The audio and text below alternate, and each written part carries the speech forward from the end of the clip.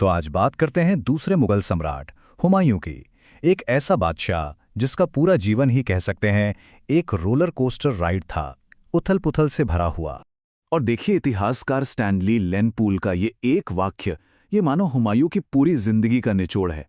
एक ऐसा राजा जो कभी कभी भी स्थिर नहीं रह पाया, बस लगातार लड़खड़ाता रहा। और मजे की बात देखिए, विडंबना या कहें तो आयरनी उसके नाम में ही छिपी थी।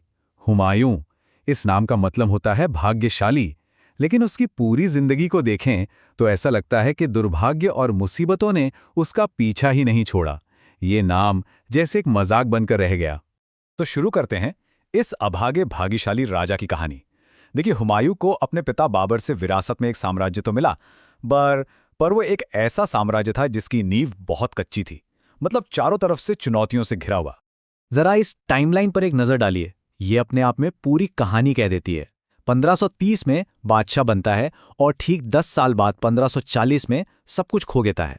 सोचिए, पूरे 15 साल वो बिना राज्य का राजा बनकर भटकता रहा, और जब लौटा भी तो 1 साल भी ठीक से राज नहीं कर सका। असल में हुमायूं को सिर्फ गद्दी नहीं मिली थी, उसे विरासत में मिली थी दुश्मनों की एक लंबी फौज। चुनौतियां ही चुनौतियां थीं, अंदर से भी और बाहर से भी। तो ये समस्याएं थीं क्या? चलिए एक एक करके देखते हैं। पहली बात तो ये कि बाबर की दरियादिली के चलते खजाना लगभग खाली हो चुका था। दूसरी तरफ अफगान दुश्मन जैसे महमूद लोधी अपनी खोई हुई सत्ता वापस पाने के लिए तैयार बैठे थे। तीसरा, गुजरात का शासक बहादुर शाह, जिसकी नजरें दिल्ली पर टिकी थीं। और शायद इन सबसे बड़ी समस्या कौन थी? उसके अपने सगे भाई। देखिए, बाबर ने मरते वक्त हुमायूं को सलाह दी थी कि अपने भाइयों का ख्याल रखना। हुमायूं ने ये बात मानी भी, और एक बहुत ही आदर्शवादी लेकिन सच कहें तो राजनीतिक रूप से भोला फैसला ले लिया। उसने साम्राज्य को भाइयों में बांट दिया, और इसी फैसले ने उसके अपने ही खानदान में ऐसे दुश्मन पैदा कर दिए जो मुश्किल वक्त में साथ क्या देते, उल्टा उसकी जड़ें खोदने में लगे रहे। और इन्हीं सब दुश्मनों के बीच एक ऐसा नाम उभर रहा था जो आगे चलकर हुमायूं के पतन का सबसे बड़ा कारण बना। एक चालाक, धूर्त और जमीन से जुड़ा हुआ अफगान नेता, शेर खान। अब जरा इन दोनों के बीच का फर्क समझिए, ये बहुत दिलचस्प है। एक तरफ था हुमायूं, जिसे सल्तनत विरासत में मिली थी, जो अक्सर ऐशो आराम में रहता था। दूसरी तरफ था शेर खान, एक सिपाही जो जमीन से उठकर आया था, जिसे अनुशासन और रणनीति की कीमत पता थी। हुमायूं बहुत जल्दी किसी पर भी भरोसा कर लेता था, और शेर खान, वो अपनी चालाकी से किसी को भी मात दे सकता था। सच तो ये है कि इसी फर्क ने उनके बीच होने वाली हर लड़ाई का नतीजा मानो पहले ही तय कर दिया था। और इसका सबसे बड़ा उदाहरण मिलता है चौसा के युद्ध में। ये वो लड़ाई थी जहां शेर खान की चालाकी और हुमायूं की नादानी दोनों खुलकर सामने आ गई। कहानी तो सुनिए, बिल्कुल फिल्मी लगती है। हुआ ये कि हुमायूं की सेना महीनों से नदी के किनारे फंसी हुई थी। तब शेर खान ने एक संधि का प्रस्ताव भेजा, और प्रस्ताव में क्या कहा? उसने हुमायूं के घमंड को हवा दी। बोला कि आप सिर्फ दिखावे के लिए मेरा पीछा कीजिए ताकि मुगल बादशाह की इज्जत बनी रहे। और हुमायूं, वो इस झांसे में आ गया। जैसे ही उसकी सेना बेफिक्र हुई, शेर खान ने सुबह होते ही हमला बोल दिया, एक धोखेबाज और विनाशकारी हमला।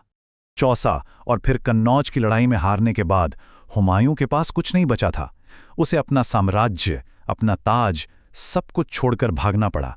और यहीं से शुरू हुआ उसकी जिंदगी का सबसे मुश्किल और अपमान भरा दौर। पूरे 15 साल, जरा सोचिए, ये एक बहुत लंबा और थका देने वाला वक्त था। हिंदुस्तान का बादशाह एक भगोड़े की तरह ईरान और सिंध के रेगिस्तानों में भटक रहा था, मदद के लिए दर दर की ठोकरें खा रहा था।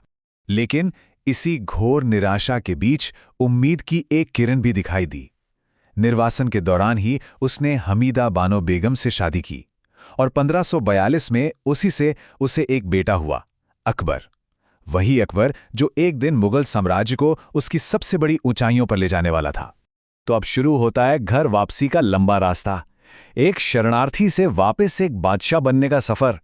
यह बिल्कुल आसान नहीं था, लेकिन शायद निर्वासन के संघर्ष ने हुमायूं को वो सबक सिखा दिए थे जो उसने कभी ऐशो आराम में नहीं सीखे थे।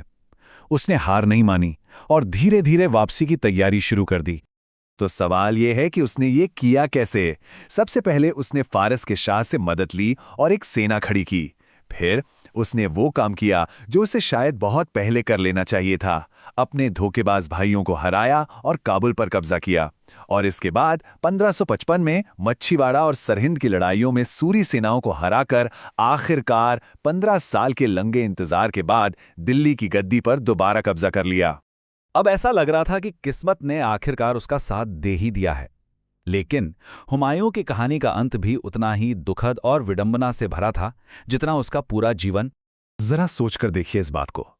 15 साल का संघर्ष, और जब गद्दी वापस मिली तो उसे उस सिंहासन का सुख भोगने का मौका ही नहीं मिला। 1 साल भी नहीं, सिर्फ कुछ महीने ही वो दोबारा दिल्ली पर राज कर पाया। और उसका अंत कैसे हुआ? ठीक वैसे ही जैसे उसकी जिंदगी बीती थी, लड़खड़ाते हुए। 1556 में वो अपने पुस्तकालय दीन पनाह की पत्थर की सीढ़ियों से लुढ़क गया और उसी चोट की वजह से उसकी मौत हो गई। ये उसके लुढ़कते हुए जीवन का एक बिल्कुल सटीक और दुखद अंत था। तो आखिर में ये सवाल तो उठता ही है कि क्या हुमायूं को सिर्फ एक अभागा और असफल बादशाह माना जाना चाहिए, या फिर उसकी गलतियों ने, उसके 15 साल के संघर्ष ने और उसकी वापसी की कहानी ने ही उसके बेटे अकबर को वो सारे सबक सिखाए जिनकी बदौलत अकबर एक महान साम्राज्य खड़ा कर पाया।